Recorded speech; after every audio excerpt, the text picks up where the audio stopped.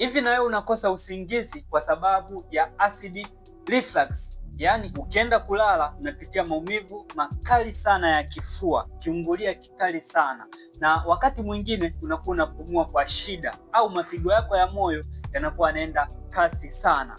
Fuata utaratibu huu.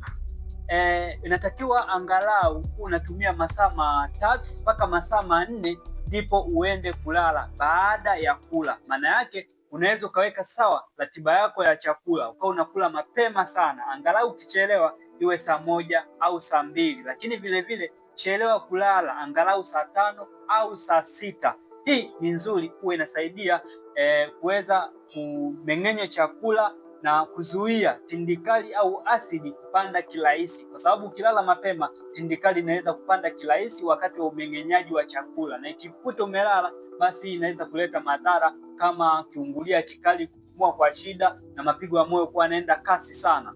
Hii imesaidia watu wengi sana na wameweza kuondokana au kupunguza maumivu ya acid reflux. Kama umeona video hii, angalau share kwa watu 5 ambao unawapenda. Naamini utakuwa umewasaidia.